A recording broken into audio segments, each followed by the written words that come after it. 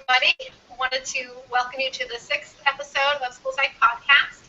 My name is Rachel, and I'm an NCSP currently working in the state of Texas. Anna? Hi, I'm Anna. I'm a school psychologist working in New York State. I'm Rebecca. Hi, I'm Rebecca, and I am a school psychologist working in Connecticut. You can participate in a few different ways. Rebecca's our tech person. Oh my gosh, I always forget that. This is the most important part. We really want you guys to participate. There's several different ways to participate. On our Facebook pages, we have a School Psych Podcast page. I did post a link at the top of the School Psych Podcast page on Facebook. Please feel free to just comment there underneath. Share your ideas, your questions, your experiences. We want to hear from you guys. Also, on my Facebook page, which is School Psyched, Your School Psychologist, please feel free to comment there. Also, you can use the hashtag PsychedPodcast. You can do that on Twitter as well, or you can comment right on the on either of the Facebook pages. We want to hear from you. So please participate. If you don't know how to participate, find a place to comment and ask, and I'll mention it again. We had a little poll going on Facebook. Thank you guys for participating. We had almost 200 people participate, which was awesome. And we wanted to know, how do you identify students with learning disabilities? Learning disabilities are everywhere and across the state.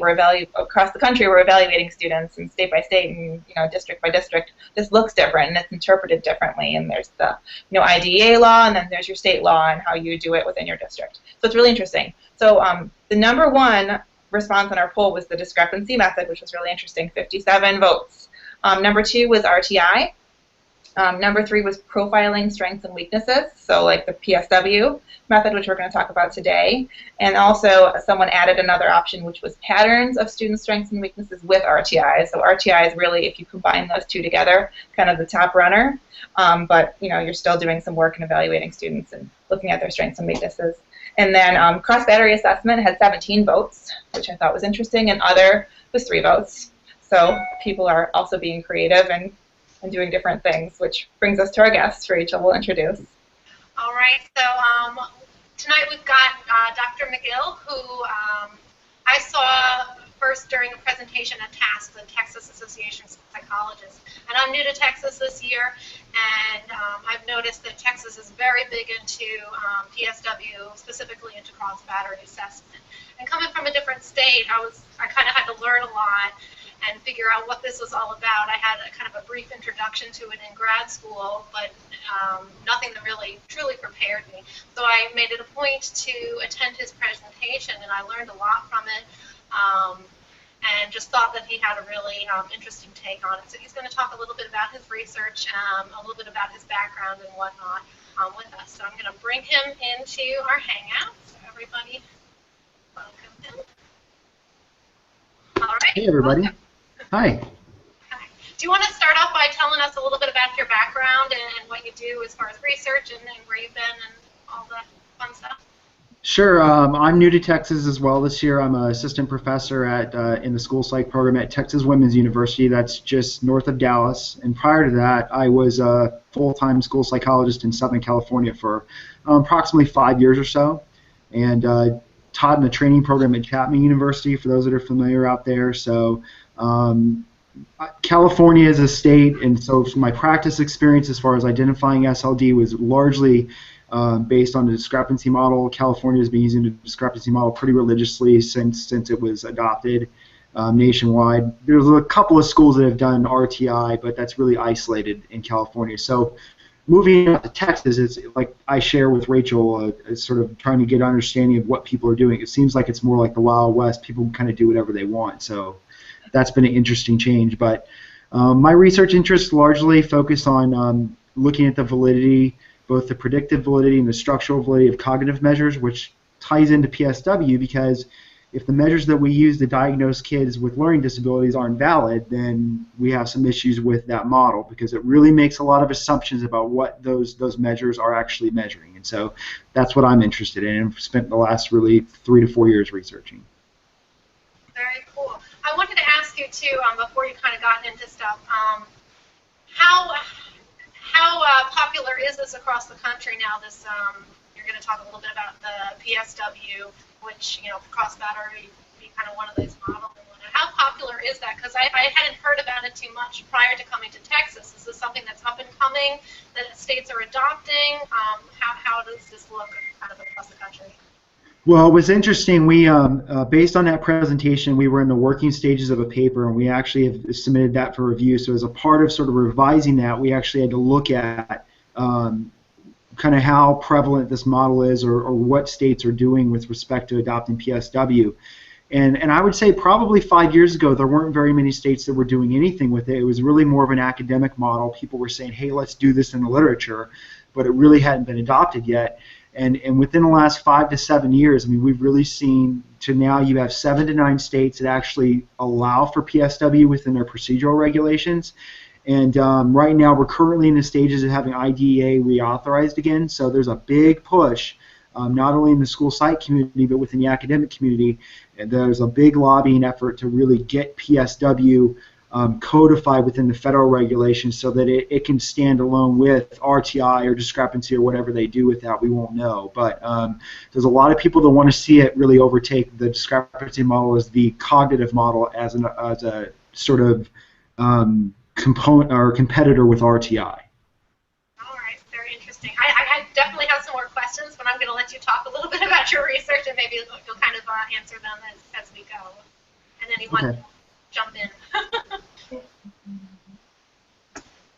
Okay, so if you just want me to go ahead and kind of give you an overview of my issues with PSW. So just in general, PSW, there's different models that are out there that have been proposed, but basically they all share sort of the same core assumptions. And so as far as a school psychologist going to diagnose a kid with a learning disability, if you're using a PSW model, as opposed to just sort of if you have, I'm assuming most people on here have experience or understand conceptually what the discrepancy model is, but in PSW, you're really not concerned as much with the general cognitive score that you get from a cognitive measure. You're really going to be looking at the kid's profile of cognitive and academic strengths and weaknesses. And so basically, you're going to give a battery of cognitive achievement measures, and then you're going to look at the profile of scores that you get, and then based on the different models, really where they differ is how you determine whether or not a score is a significant weakness or not. Their core assumptions are all the same, and that is that essentially, in order to be SLD, you have to present with at least one cognitive weakness, and that cognitive weakness has to be linked in some logical way to an observed achievement weakness. And then there has to be the presence of some kind of intact cognitive achievement performance. So a pattern of average or low average scores and all the other abilities that aren't linked to those weaknesses. And like I said, the models really differ with respect to how they determine what a cognitive weakness is, whether they use statistical procedures or they utilize sort of a priori thresholds. But the issue with that is you're really forced to interpret your cognitive tests at what is called the first order level. So the broad factor level, the index level, you're not looking at the full scale score. And so a core assumption of that is that those measures are actually measuring the actual cognitive ability that is hypothesized to be measured by that measure. So if I'm giving a visual processing measure, I'm interpreting that as predominantly measuring visual processing and nothing else. And so what my research and my colleagues' research has really shown, we've looked at not only the structural validity of these measures, but the predictive validity. And there's a core problem with that assumption, and that is that these measures not only are saturated with general factor variance, so variance that's measuring general intelligence, but they also in some cases are measuring multiple broad cognitive abilities, which is problematic. And so as a practitioner, when you're sitting there looking at those scores and you've got this multidimensionality problem, presently we don't have a way when we're sitting there with these scores and interpreting them at the individual level to disentangle all this stuff. And so what that leads to is overinterpretation of measures and falsely attributing performance to cognitive variables that are not being interpreted by the practitioner. So you may say that kid gets a score of 85 on a visual processing measure. When you interpret that in practice, you're making assumptions that all of that 85 is visual processing, when in reality the vast majority of it is G, general intelligence, and a little bit of it is actually the thing that we're interested in. And this is not a problem that's isolated to 1 or 2 tests. This is a problem with almost all of our contemporary measures. And so what my research does is, with that fact in mind, is taking out the stuff that we're not interested in these measures, so all that G variance, and then looking at, with what's left over, how much of that predicts achievement, and what are the significant effects there. And what my research, I've done the research on the WJ series, I've done research on the KBC2, and when you take out that general factor variance, what's left over, so what is attributable to the actual thing that we're interested in, doesn't predict much significant achievement variance at all. And so that's a core problem that we have to address if you're going to adopt a PSW method. I think that kind of sounds like a core problem for us, no matter what. I mean, we all assume that our measures are valid and accurate and are measuring what we're told they're measured. So I'm just picturing a lot of people's kind of brain exploding after hearing something like that, that everything that we learned in grad school and all the interpretations that we do, that maybe they're not as, maybe our measures aren't basically as accurate as we think they are. Is that what? Yeah, well, like, I'll just keep it not even in terms of trying to figure out like all these sources of variance and that kind of stuff, because that's kind of a complex thing to kind of wrap your head around, but just taking it from the perspective of just basic construct validity. So if I'm giving the KBC2, which is hypothesizes to measure 5 different CHC-related abilities, and then you have a full-scale score. So a basic assumption, if I'm using that measure and I'm interpreting all those scores, is that it actually measures 5 separate CHC-related abilities. Well, when we do factor analysis on these measures and we use more conservative procedures for extracting factors, what we find is that almost all of our tests do not even come close to measuring the factors that they say that they measure, from the test publisher. And that's a huge problem. And so what essentially you have is you have the test publisher saying, hey, our tests measure 8 factors or 5 factors or 6 factors or whatever. It seems to get bigger and bigger as time goes on. And when folks look at this independently in the research, we're only finding that it measures 2 factors or 3 factors. And so a lot of those factors, if you're interpreting them in practice, aren't real. They're just made up. And so that's a huge problem. And what I suspect is, just to sort of understand what, how does this impact practice?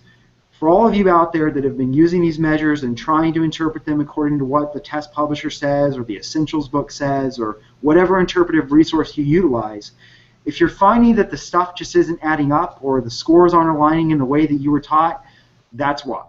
And I suspect that I'm not alone out there. I encountered that reality when I went into practice within my first year. And when I talk to people out there when I'm doing workshops and stuff, I find that they're sharing those same sorts of concerns. And that's the reason why, is those factors may not even be real. And so it makes it very difficult as a practitioner to utilize those in practice to diagnose kids with learning disabilities with any kind of reliability if you're getting factors that may in fact not even be real factors. What's the difference then between the research, because we know that the testing companies put in a lot of research into their tests and whatnot, so what is the difference between their research, which seems to say that they've got all these different G's going on and they're valid measures and they're accurate, and your research that's saying that maybe not so much? Why is there a difference? Well, it's a good question, and what we've found over the course of the last couple of decades has been, for instance, tests are largely, they base their validity when we start talking about construct validity on factor analysis. And I won't go into like what factor analysis is and all that kind of stuff, but there's different factor analytic methods. And so what you've really seen over the last 2 decades has been a gradual shift when it comes to test development. And there's really 2 predominant methods. There's exploratory factor analysis and there's confirmatory factor analysis. And EFA, exploratory, is really very restricted. When I do an EFA, I basically throw all the data in a machine and it really tells me kind of how many factors I can extract. I really can't do anything else other than that. So I can't gin up the data. There's some sorts of things I can do to maybe use different extraction procedures, but it's basically going to tell me what I'm working with. CFA, on the other hand, is thought to be more powerful. It's more powerful because you specify the measurement model beforehand, and then it'll tell you how well that model fits the data. And what's interesting about what you can do with CFA is you can make all kinds of modifications to the model and specify all kinds of things in your measurement model in order to get a better fit. So it allows you a lot of freedom to be able to play with that measurement model. And what we've seen over the last 2 decades is test developers really just exclusively utilize CFA to develop tests. And really, I mean, for instance, the WISC-5, I just reviewed it for a book chapter that's being published probably next year. They didn't use EFA at all. First time the WISC has not reported any EFA procedures at all. And they utilize CFA to really develop the WISC-5. And there's some significant questions. The reason why this book was commissioned is to get a bunch of researchers together, really just to argue it out about what the WISC-5 measures, because there's going to be a tremendous debate within the literature about that. And it has to do with how they specified their model in their CFA measurement model. And they really did a lot of playing around with that. Wow. I have a question, and this might be, as Rachel mentioned, I'm one of the people whose heads are exploding right now. This is I don't do this in a private school, but I'm wondering, beyond the different ways that tests measure that we can measure test validity, are there different definitions that people are using for specific learning disabilities? Because I know, the federal law has one. The different learning disability associations have their definitions that are a little bit different. Private schools, we go, I think, mostly by the DSM-5, because we are using private evaluators to determine learning disability for our students in private schools. So are we in agreement on the definition of specific learning disabilities? No, and that's a huge problem, and that's been a problem for really 30 years. For instance, the DSM, the new DSM that came out last year, I mean, it literally is, if you have basically low achievement, you can be diagnosed with a specific learning disability. So it's really broad-ended. Right now, if you look strictly at the federal law, you really only have RTI and you have the discrepancy model. But like I said, there's some debate as to whether the way some of the regulations are written, whether you can do a PSW model, and that's where this comes from. Where, like I said before, is as IDA gets reauthorized, the PSW proponents want to make that language stronger so it actually is clearly specified within the law that this is a standalone model. But the issue that you raise is really an important one, and that is, regardless of what's written in the regulations, what do people actually do out there? And this is a problem that Frank Gresham and some colleagues, when he was at UCR, he's now at LSU now, they did a series of studies in the 80s and the 90s kind of looking at going into districts, local educational agencies, and looking at, of the folks that were diagnosed SLD, looking at their assessment reports and seeing if they actually met state-specified criteria for that diagnosis. And what they found across multiple decades, across multiple local educational agencies, it really didn't matter, this was replicated, was approximately something like 25% of the kids that were identified as SLD did not meet criteria based on their assessment data. And so this is a point that Mark Shen, a famous researcher, has kind of raised over and over again, and why he supports RTI. And he basically says this, look, all these folks kind of talking about trying to develop a gold standard SLD method, it really doesn't matter because folks are going to do whatever they want to do once they get out there and practice. And the bottom line is, for all of us who've worked in a school, we all know the kids who are being referred to us. They're the lowest achievers at our school. And they're going to continue to get referred to you no matter what. And there's this constant pattern of re-referral, and you end up saying the kid doesn't qualify, and then they're back on your doorstep the next year. And then eventually what we find is a lot of practitioners just end up caving because they're in that organization and they don't want to have to continue to deal with that problem. And so that's where you end up getting this 25% from. And so what Shen raises is, he suggests you're always going to get the lowest 25% of the kids at your school as far as achievement are going to be the ones that are end up being SLD. It doesn't matter, for instance, if you look at the RTI would suggest that I could look at and I should be able to reliably go in and predict what your SLD rate should be in your school. For instance, where I worked in Newport Beach, we had some low achieving schools where we had heavy ELL population, transient kids. But then on one side of our district, I was at a school that had Kobe Bryant's house in it. So I mean, we had kids picking up their kids in Maseratis and all kinds of stuff. Based on our state testing scores, there was like 5 kids in our entire school of like 500 that weren't advanced or proficient on state level tests.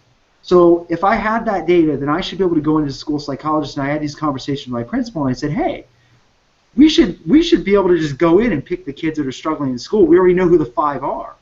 But how many kids do you think I got referred to me during the year? It was still that 10 to 15% that I got at every single school. And so that's the issue that you're dealing with, is it really doesn't matter as far as achievement at your school. There's this sort of sociological thing that's going on, and there's local norms. This is the argument that Shin makes. There's local norms. So if you have a high-achieving school, you have a low-achieving school, it doesn't matter. The local norms will rule, and you're still going to get the same the amount of kids being referred to at every single school site. And so essentially the answer to that question is people are pretty much going to do whatever they want to capture those kids, and regardless of whatever the model is. And I know that's an overly pessimistic viewpoint of it, but I mean, we've seen this play out over 30 years, and so that's why I'm sort of sympathetic to the argument that forget this whole diagnoses and trying to figure out which kid has a thing, which kid doesn't have a thing. Just figure out which kids are struggling at your school site and go intervene. Makes sense. I can totally relate with that. I mean, oftentimes we see kids that are just struggling, terribly, and their teachers are just beside themselves, and their parents are just beside themselves, and if they do a test and they don't qualify, we use discrepancy model, and they have a 75 IQ, and their achievement is around the 70s.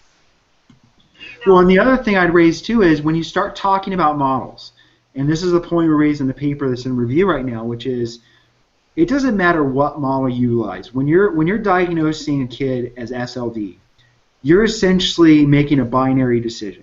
You're essentially going to decide that kid is either SLD based on what you find in your assessment results, or they're not SLD. So it's 1 or 0. It's A or B. That's it.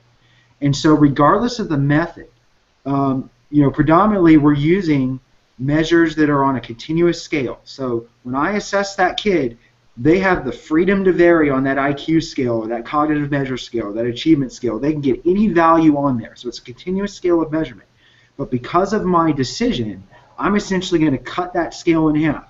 And based on their performance on that measure, they're either going to have the thing or they're not going to have the thing. Well, that's what we call dichotomizing a continuous scale.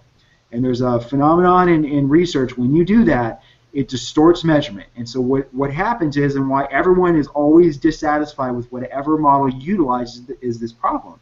Because it's not a problem for the kids that are clearly SLD and clearly not SLD.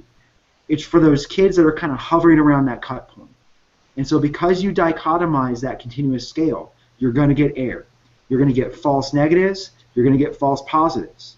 And so it's because we're dealing with things that we can't observe, and we're dealing with error in measurement, and we're making a binary decision about, at some arbitrary point, this kid's either going to qualify or not qualify, and so there's going to be error, especially as they get closer to that cut point. We're going to miss some kids that truly have the thing, regardless of what model we utilize, and regardless of what model you utilize, we're also going to miss some kids that do have the thing as well, and say they don't have SLD. And so what's interesting is, if you read some of the arguments in the literature for people that are supporting PSW, they're raising hell about this point about RTI. They're saying, look, RTI's got a huge problem with this. And what we say in our paper is it's going to be the same thing with PSW. Every model has this problem. PSW is not going to solve this problem. So even if we adopt PSW and everyone's satisfied, my suspicion is 10 years from now we're going to be back at having this discussion about, I wish that some kids don't qualify around this cut point, or some kids do qualify. And again, it doesn't matter what model you utilize, whether you're using discrepancy, RTI, PSW, it's going to be an issue. And PSW doesn't solve that. And then you kind of have that problem too with different states doing different things. A kid can transfer from one state to the other, and all of a sudden they qualify, or they don't qualify when they previously did. I mean, it's a huge problem. Well, yeah, and that'll be what's interesting. If PSW becomes codified in the federal regs, because the federal regs always serve as a sort of reference point for the states. States can, according to IDA regulations, at least if they stay the same, states are allowed to really do whatever they want as long as it doesn't violate the spirit of IDA. That's why you see so much different stuff out there. But they'll utilize the federal regs as a reference point. And like to your point, with all the different ways that you could utilized to diagnose a cognitive weakness in PSW. You know, whether that's if you use just some threshold and say a score below this point, a score below 85, a score below 70, whatever you want it to be, that's a weakness. But there's several models that are utilizing pretty elaborate statistical procedures, which is, you know, good luck with that. School psychologists couldn't even subtract and figure out what was 23 points.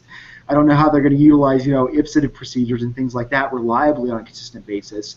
But you're likely to have folks with different PSW models in different districts, and so you know you get this thing where, like, I remember I had this case where a kid came in from Vegas, came to Southern California. In Vegas they were doing RTI, and because they were out of state, we had to reassess her, even though she wasn't due for a triennial, and she didn't qualify via the discrepancy procedure in California. So all of a sudden she magically didn't have a learning disability anymore. So I suspect you'll have those same problems if PSW gets adopted as well. We have a question here from a viewer.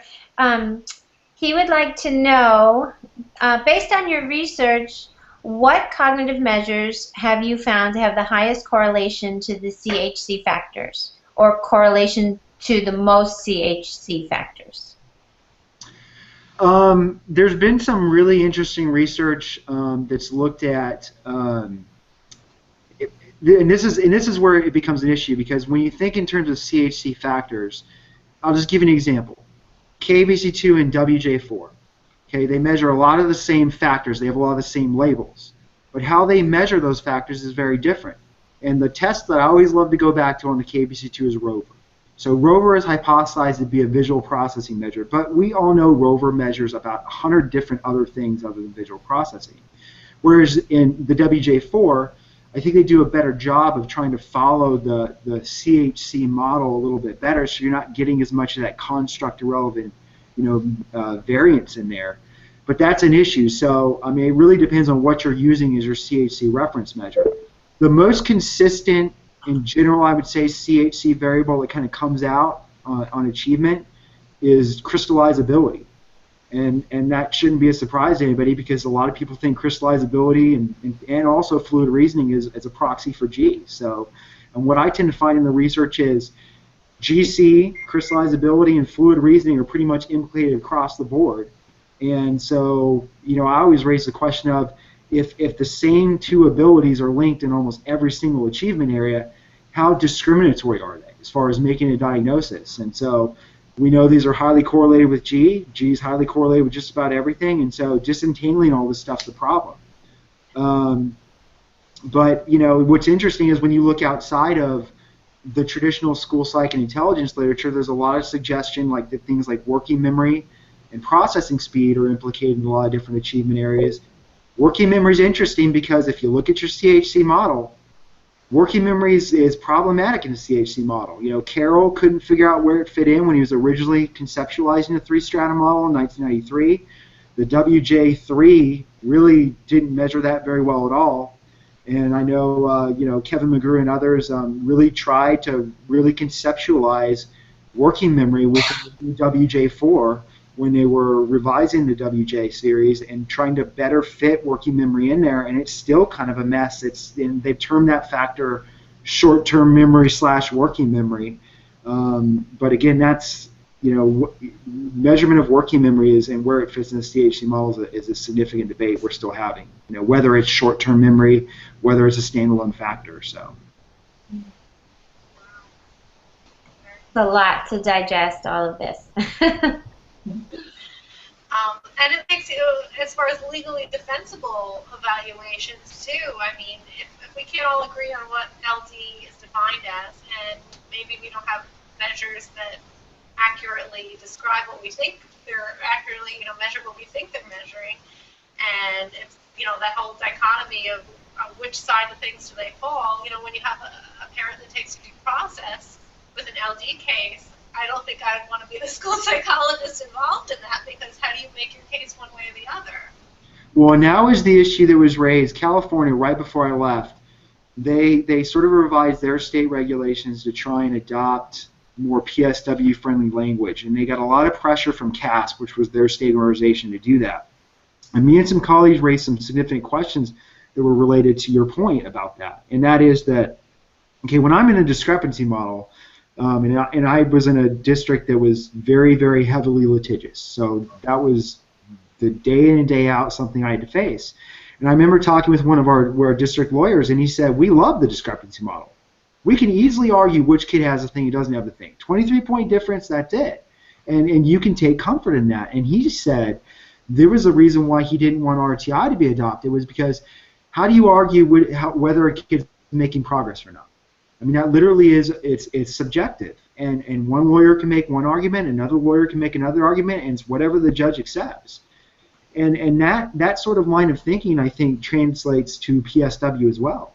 Unless your state makes ironclad sort of regulatory step-by-step, this is what a cognitive weakness is, this is what can be asked and what can't be asked, etc.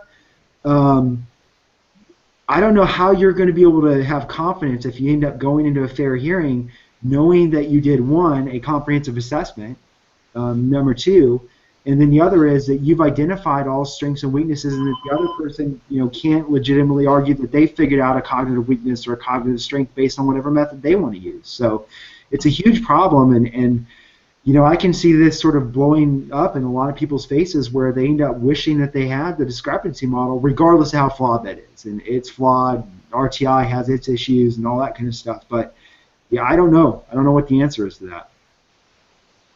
Speaking of questions that we may not have answers for, we have a question from a viewer who works in California as well, I think. He says he would like to know, what measures do you use or suggest for assessing African Americans in California, because of the huge debate going on there about that right now? For practitioners that are in California, California is one of the few states where we have the Larry P. versus Riles ruling, which is very, very ironclad rules as far as the fact that you cannot give a cognitive measure to an African American student. That's a debate for a whole separate seminar and a lecture, but basically, even though there's no sort of legal precedent that prohibits giving a cognitive test, the California Department of Education has basically said to all school psychologists, regardless of the fact that these rulings no longer have the same sort of guidelines that they do now, we're still going to not allow you to give cognitive tests. And interestingly, one of my colleagues actually did his dissertation on this and looked at what school psychologists were doing in California. It was all over the map assessing African Americans. Some were giving IQ tests, some were giving parts of IQ tests because they thought if they didn't interpret the full scale score, they somehow weren't measuring IQ. So what I did was, and what I would advocate based on the current sort of procedural guidance from the California Department of Education, the only defensible thing I can advocate is don't give anything or any part of an IQ test. If you do that, you're going to be safe. Now, what it sort of makes it even more difficult is there have been some fair hearing decisions where folks have made the argument that they've given something like the Naglieri nonverbal ability test, which is basically a matrix reasoning measure, and because it had the word ability in it, it wasn't an IQ test, which is completely nonsensical, but they got some judge to buy it, and so therefore, you have a ruling like that, and so school psychologists really don't have a lot of good guidance about what to do and what not to do, so that's why you see all this variance in what people are doing. But the advice I'd give is just don't give an IQ test, and you're fine. I don't know how you estimate a kid's overall cognitive ability, but I figure if you give an achievement test, you look at sort of ecological sorts of things, you can kind of get some sense of kind of what their overall level of ability is. It's amazing how much, the legal aspect and drives just about everything that we do and how we function. We're just so school psych legally have to be legally aware.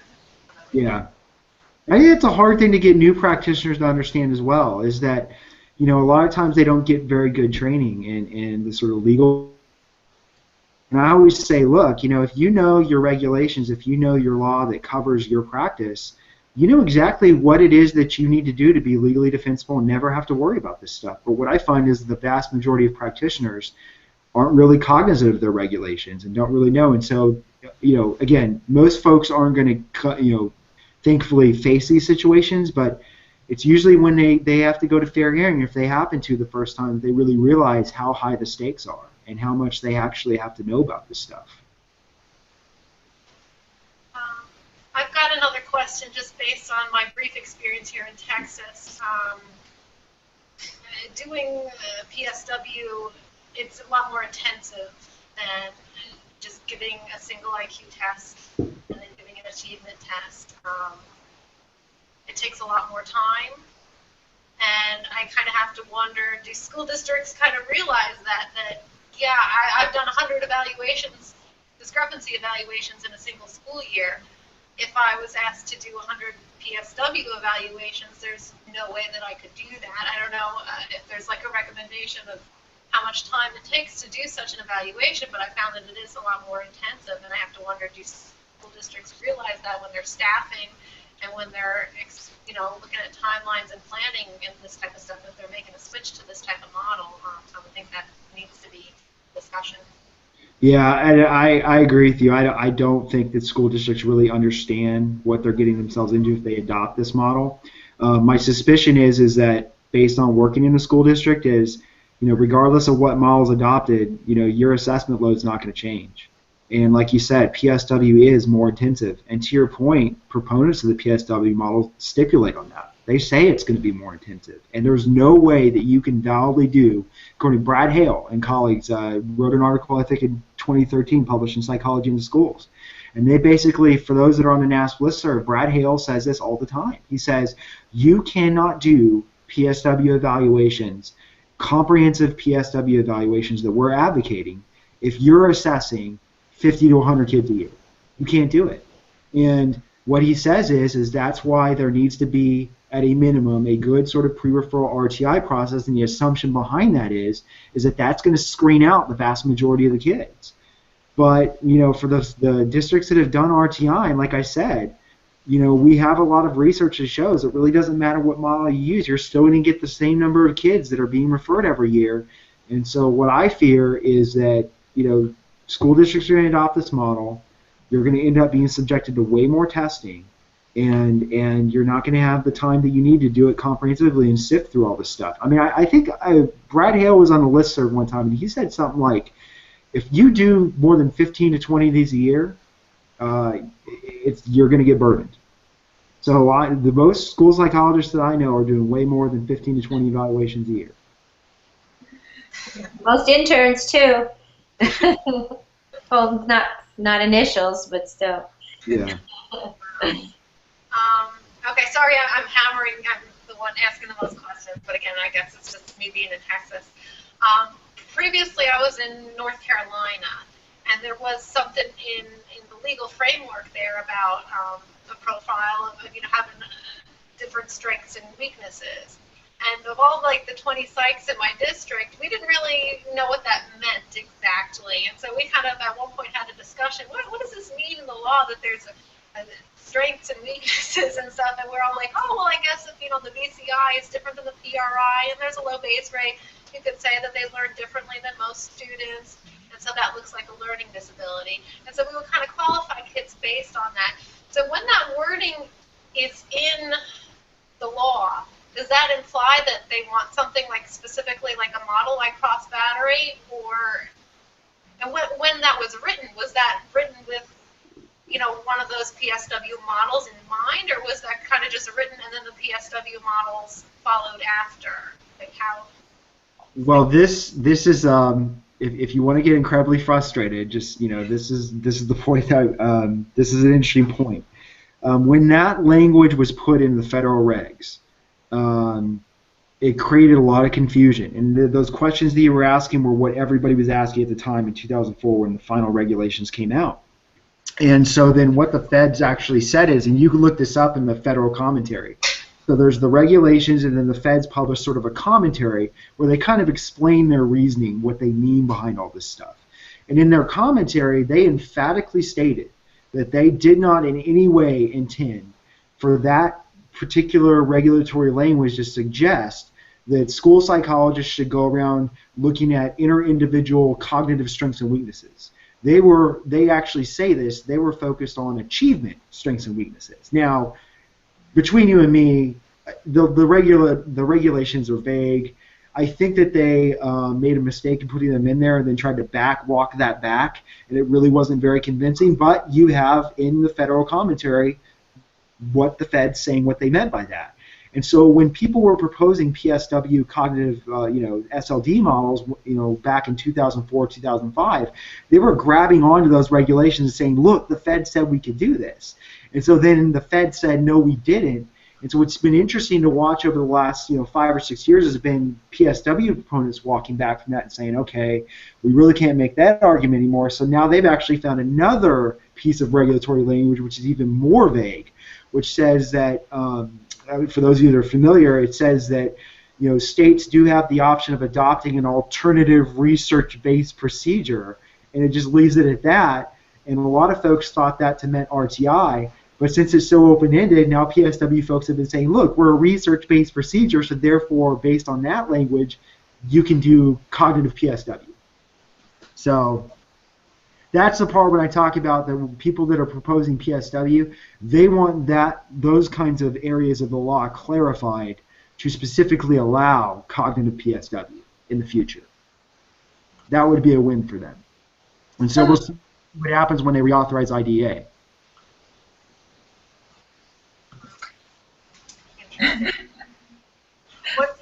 What's kind of the solution to all this? I don't think there is one, but I'm pessimistic. I don't think there is a solution. I think that in the end, it doesn't really matter. One of my colleagues, Kara Stick at UT San Antonio, we were having a discussion about this, and we said, we were talking about, it's really just this issue of no matter what model we utilize, we're always going to be dichotomizing a continuous variable, and so kids are going to get missed. And so no one is ever going to be happy about this. I wish I had the quote when I go around giving another presentation on specific learning disability I do, but there's a funny quote that I found in doing some research back when, for those of you that don't know where we got the discrepancy model, so when IDEA, its first iteration, came out in '75, and they had this category of learning disability, people were beside themselves trying to figure out how to actually operationalize, how do you actually diagnose a kid with a learning disability.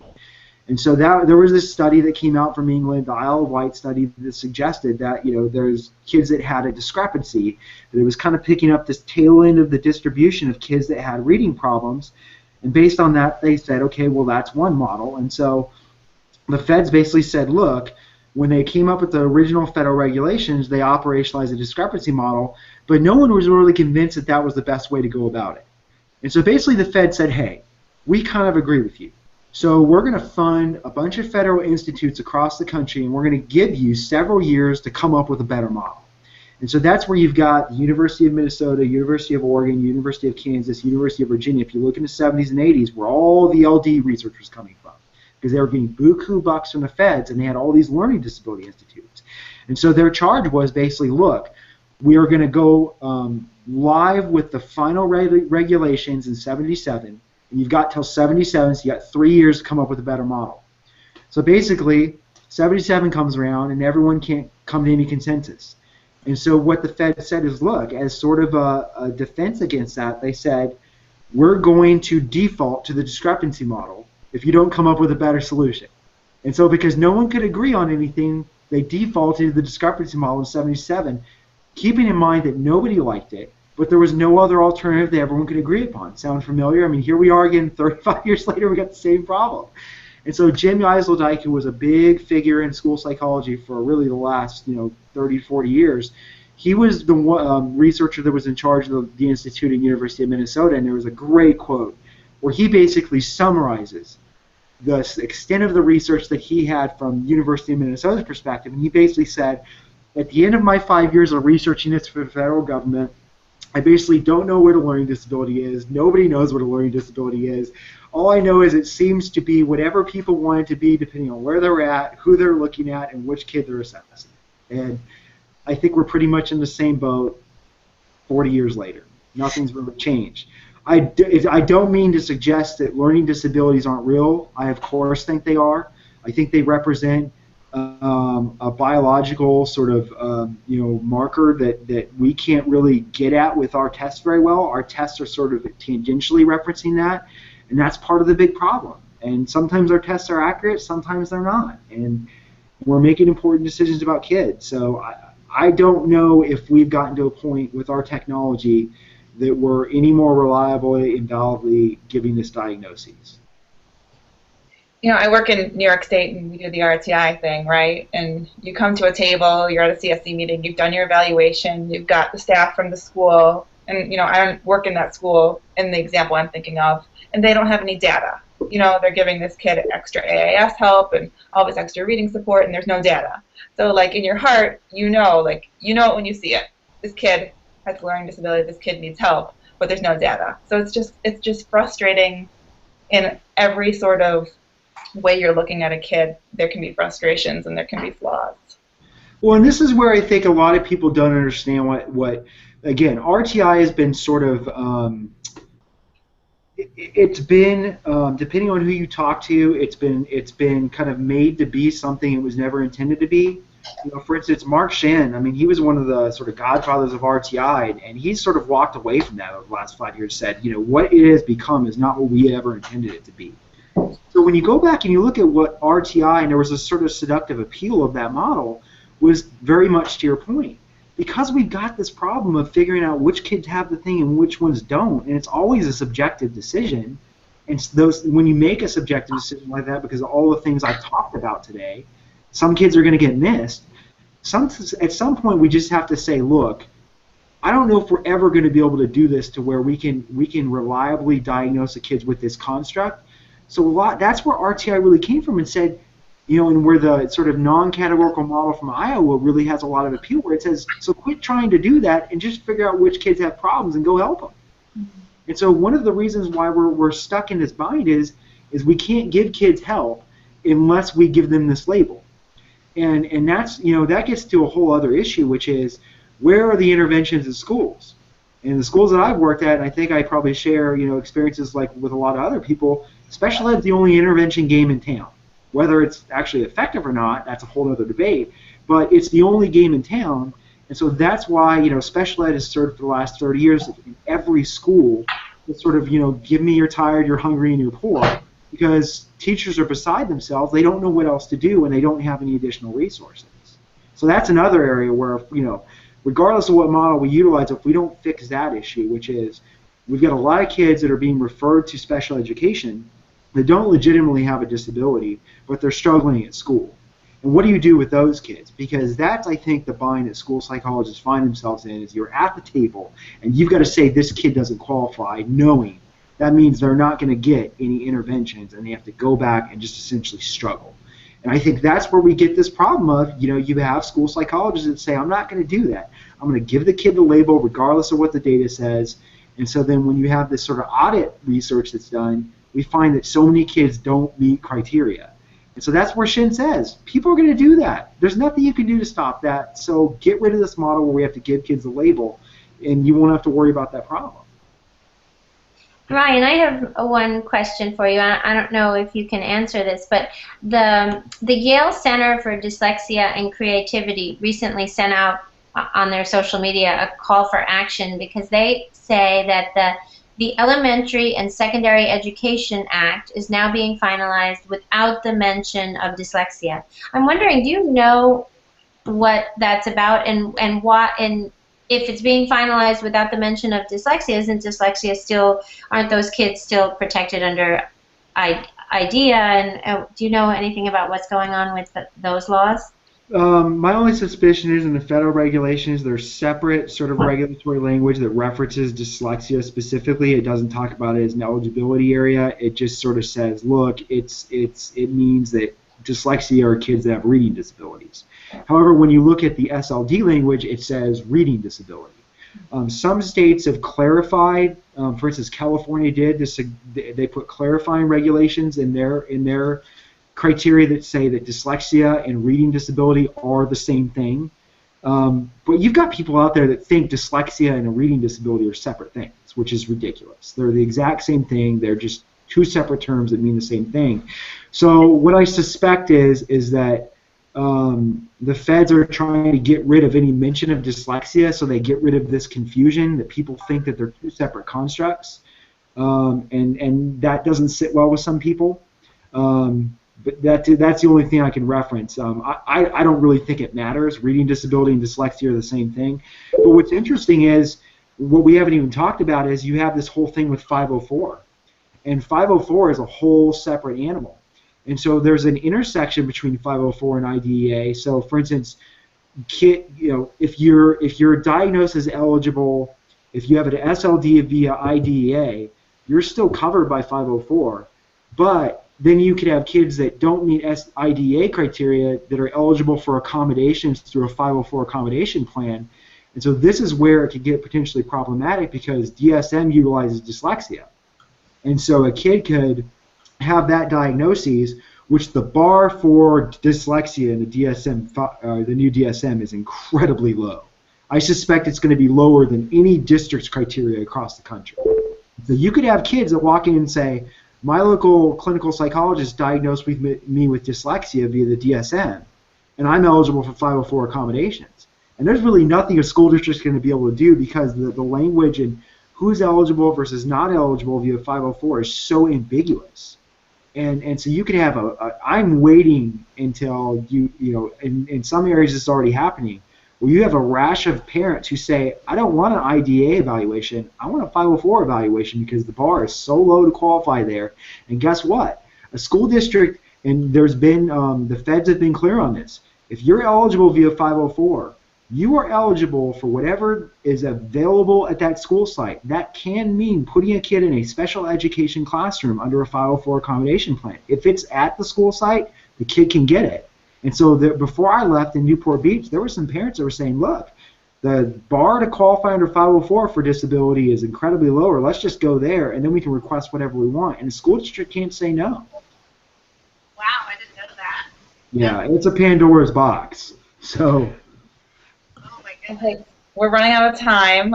Any final comments or questions, ladies and gentlemen? Rebecca, did you post that there was maybe a comment? There was a comment. Just a reiteration of what you said, that special education is not an intervention. We need to have great intervention in and outside of special education. I agree. Well, this is where I kind of step back and say special education can be an intervention. The places where I've worked, I haven't seen it used very well. And I think that's, you just really have to step back and look at, are folks actually doing evidence-based practices in their special education classrooms? This has been a problem for 50 years. And so I think the problem that the commenter is sort of hitting on, which is the reality is that oftentimes we think just by qualifying a kid that they're automatically going to get this help and get better. And that's just the beginning. Once they get into special education, and Mark Shin raises this point all the time, it's like for those of you out there doing RTI, it's like we do all this RTI, pre-referral, and then we send them to special education. It's like progress monitoring and all that stuff goes out the window, just because now that they're in special education. So it's a huge problem. But yeah, they need to be general education interventions and resources, but those are cost-intensive, and districts are strapped for cash. So. Yeah. Last minute comments in here, right? That's exciting. We like participation, guys. Good. Yeah, I love the participation. Is dyslexia not in the DSM-5? I don't have my DSM-5. I would have to. Right. I think they might have actually gotten rid of it. The commenter may be right. So yeah. But again, when you see that, there's a lot of people who think dyslexia and reading disability, ironically enough, are two separate things, and they're not. They're just different terms for the same construct. And thank you for saying that. I mean, when I was in North Carolina, that's what I told parents all the time, because they would come to me and say, oh, we want to have him tested for dyslexia, but this teacher told us that, oh no, the school doesn't test for dyslexia. And I would have to say, well, yeah, kind of we do, because it's essentially the same thing.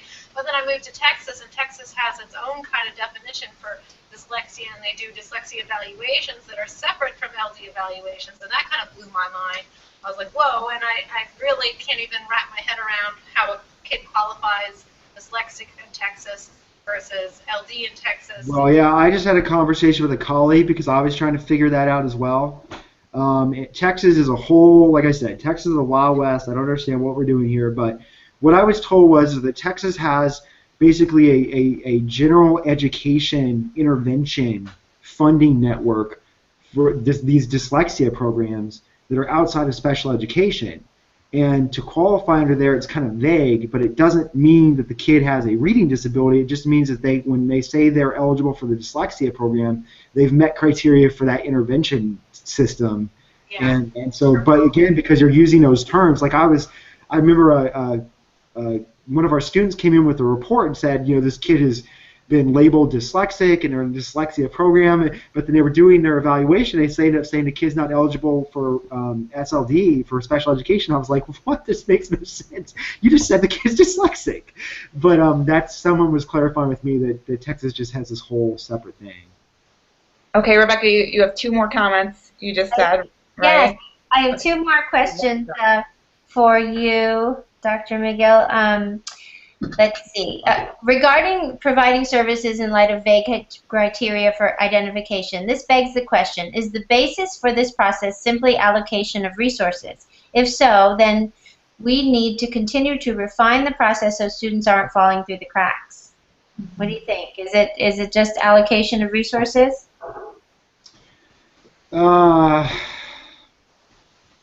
Well, yeah, I would say I think it gets more than that. I mean, you've got, for instance, there were some school districts that really did try to make a legitimate attempt to adopt pre-referral RTI, and they bought all of these evidence-based programs, and they spent a lot of money doing that. And again, this is where there is some credence to trying to understand how kids are presenting as far as some cognitive deficits, things like that. So, for instance, if you just utilize as your tier 1 sort of standard protocol, every kid gets the same canned intervention package that's phonics, that's based on teaching the kid phonics, and the kid ends up having more of a surface dyslexia where they have issues with orthographic processing or rapid autobized naming, that kid's not going to respond to that intervention, but that doesn't necessarily mean that they should qualify truly under an RTI as an SLD. Maybe you didn't get the right intervention. And so, again, this gets into an issue of, even if you try to, and schools do dedicate actual resources, you have to kind of know what you're doing, and there is no one-size-fits-all model. And it just makes it incredibly difficult. I mean, ideally, if you think about it, right, with all we know about disabilities and things that kids struggle with school, if you're going to do good pre-referral stuff, you're going to have a math intervention package, a writing intervention package, you're going to have a behavioral intervention package, you're going to have to get multiple reading interventions, and schools, I have not been in a school where they can actually envision this stuff out. So I see a comment on where I see learning disability determination in 20 years. Yeah. I think we're going to be continuing to have these debates in 20 years. I don't want to hear that. Thank you to everyone out there who has been participating and engaging, even the school psychologist from New York State, sending my love. And thank you, Dr. McGill, for coming on and providing lots of thought-provoking discussion and information, and we really appreciate it. Thank you, and we'll be back in May for our next episode of School Psych Podcast. Thanks so much, everyone. Good night. Good night.